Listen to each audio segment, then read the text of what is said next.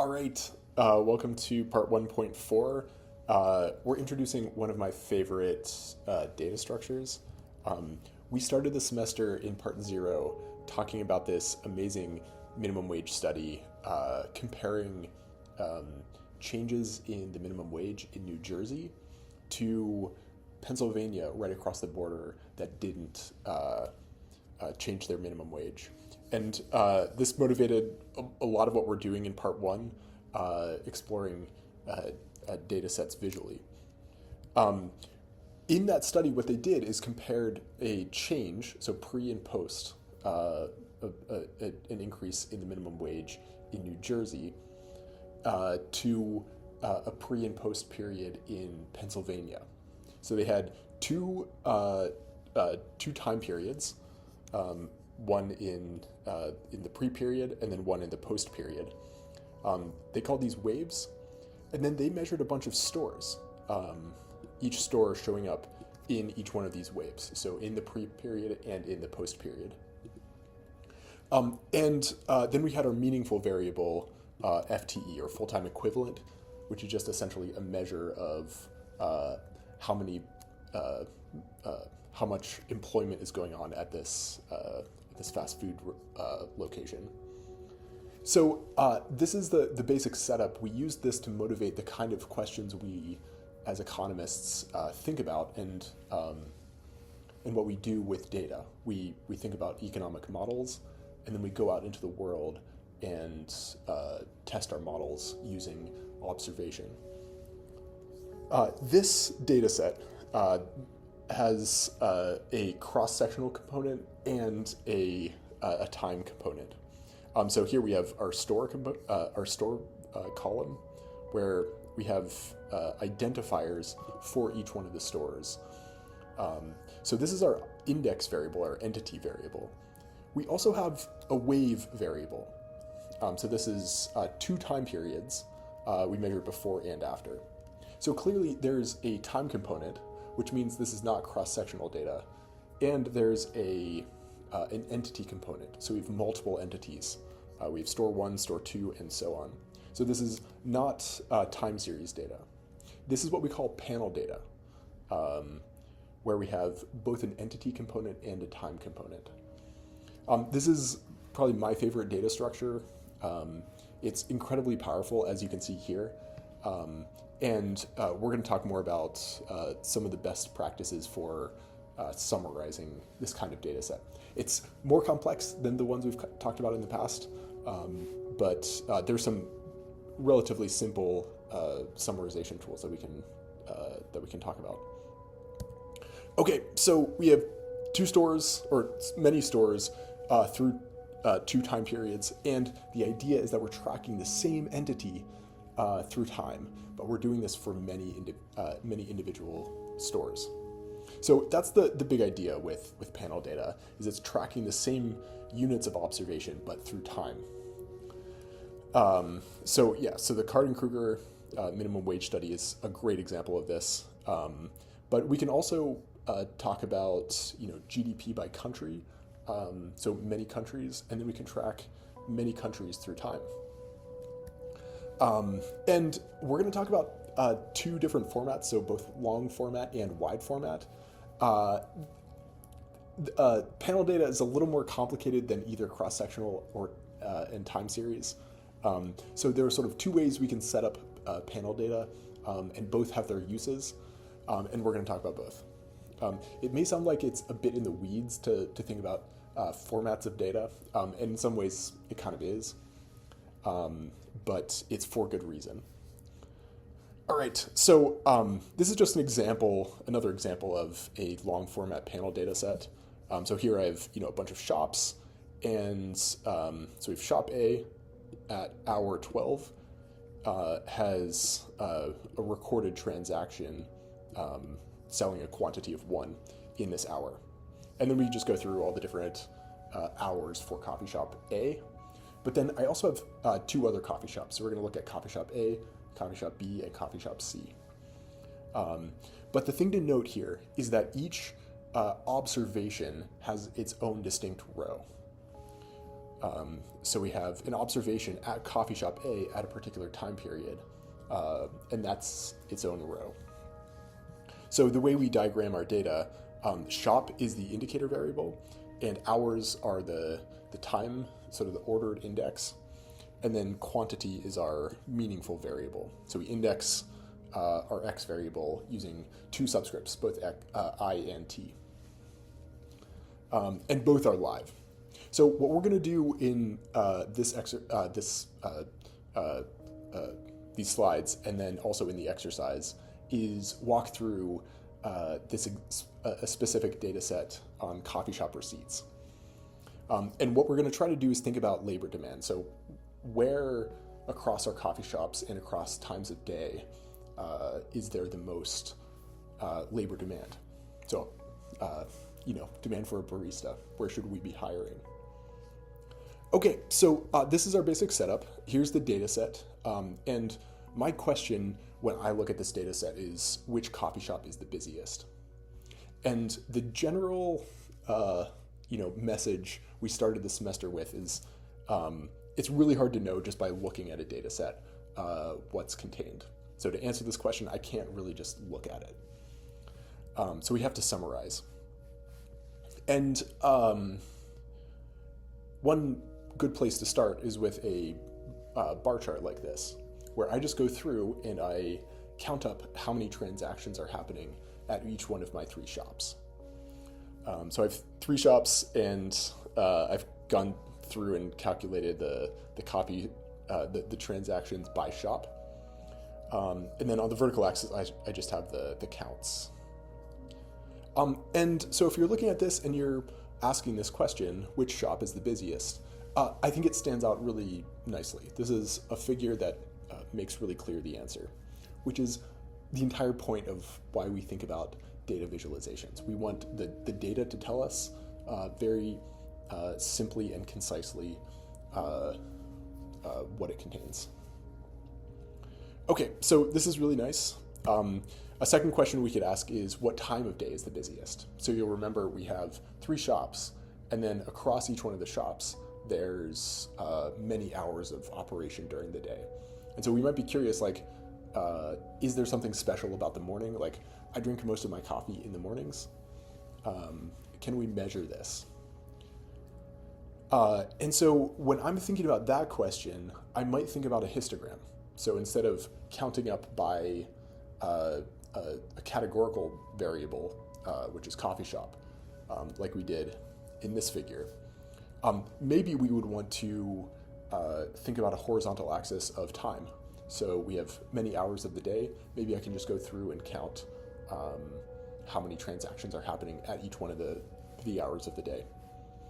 And so this is just a nice little figure showing this. We have a histogram. It's a pretty easy way of visualizing this data. I'm just going through and counting how many transactions are happening in each one of these hours across all of the coffee shops. And so here you can see the morning shift is definitely the busiest. The morning hours, as you'd expect, tend to be the busiest. So one question we could ask is, so we know coffee shop A is the busiest, and we know the morning is the busiest. Does this mean coffee shop A is the busiest in the morning? So is the morning shift at coffee shop A the busiest shift? And the sort of your first response might be to think that it is, but there's a possibility that the distribution of transactions is not the same across each one of the coffee shops. And so we have reason to check not just whether sort of which coffee shop is the busiest and what time of day is the busiest, but we also might want to check which coffee shop at which time of day is the busiest. And so that's our next question. Which shift is the busiest? And if you're thinking about how you might set this up, like as you're watching this video, think about the visualization type that you might use to answer this question. Which shift is the busiest? And as you're thinking this through, the basic idea is that we would want to separate each one of the three coffee shops and show their distributions of transactions throughout the day, but do it separately. So we want 3 different distributions of transactions throughout the day. And so one idea is just to make a figure like this. So I have 3 histograms just laid on top of each other. So I have coffee shop A, which I've shown in red, with a bit of transparency so you can sort of see through everything. Coffee shop B in yellow and coffee shop C in green. And this does summarize our data, right? Like we have each one of the 3 coffee shops visualized, and we can see the distribution of transactions throughout the day. And the answer here is coffee shop C turns out to be the busiest in the morning. So the busiest shift is at coffee shop C in the morning. And we can see that because we have the largest spike at coffee shop C in the morning. You can see this green kind of peeking out of the top. But this is not a great figure. There's a lot of problems here. First off, like when I look at it, I have to figure out what each one of these colors is, because there are 3 somewhat transparent histograms laid on top of each other. There's a lot of different colors. There's this weird brown color. There's this peach color. This is really hard to read. Turns out there are better ways of visualizing this kind of data. So I would say this figure does not show the data very clearly. Instead, we have some other alternatives. The first is just we could use what we call faceting, where instead of overlaying the histograms, we can just separate them out and compare them side by side. So each shop would get its own column.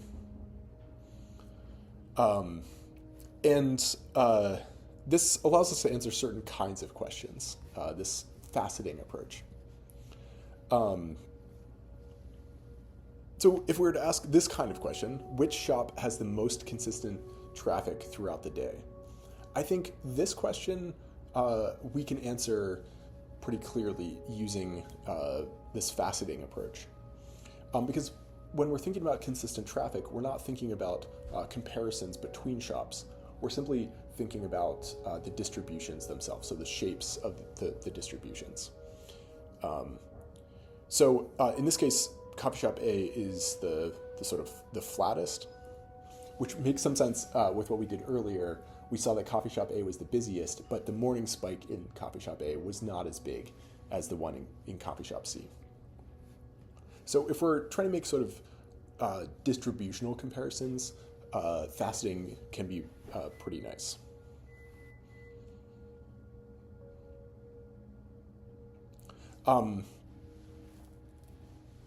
But what if I wanted to ask this question?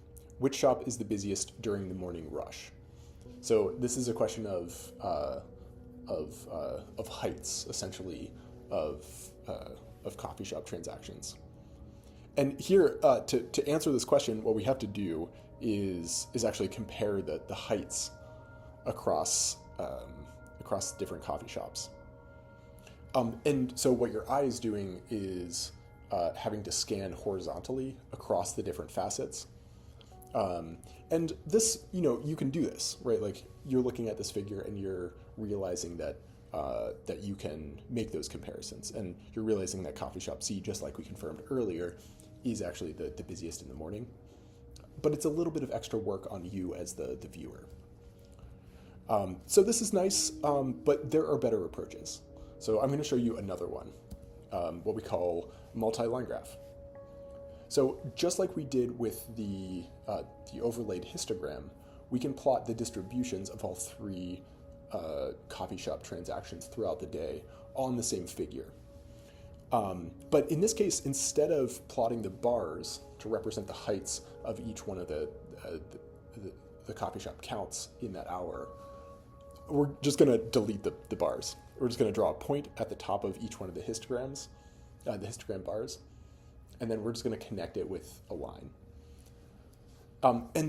So this removes a lot of the clutter visually in the figure, and I think makes sort of interpreting these kinds of figures much easier than the overlaid histogram. So in this case, just like we found earlier, coffee shop C is the busiest in the morning. But unlike the overlaid histogram, it's much easier to see that coffee shop A has a much flatter distribution of transactions throughout the day. Okay, so nice. So line graphs make the comparisons between groups really nicely. So what have we done here? We've introduced this idea of panel data, which is essentially just kind of squishing together time series and cross-section.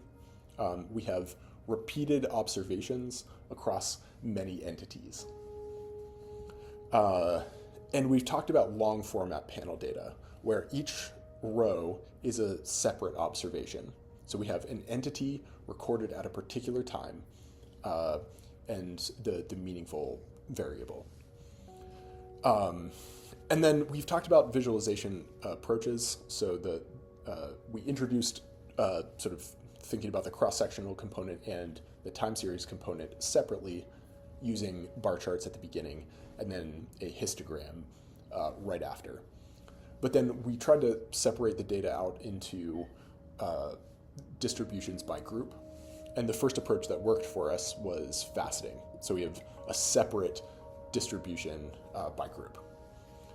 But then I think the best approach in this kind of data set is to use a multi-line graph. So we're simply plotting essentially the meaningful variable as a line across time. Okay, so in the exercise, we're going to start working with this. The STE framework we've been developing for long format looks like this. So the selection we did in this case was really just all transactions from all coffee shops. So we haven't really done anything interesting with selection yet this semester, but we will. Then the transformation was essentially just to group by shop or group by hour, and then count the transactions in whatever grouping we chose. And then the encoding we did to turn this transformation into something visual was to encode the hour as the X position, and then the count as the Y position on the vertical. And then we used colors and facets to separate out the different groups. Okay, so the building blocks, we've continued to talk about numerical variables. We've introduced panel in long format. We've done a sort of a grouping, and then we've done a multi-line and a facet. So what we're doing next, after we work through exercise 1.4, we're going to start talking about why we need wide format panel data in some cases. So that's where we're going. I'll see you in exercise 1.4.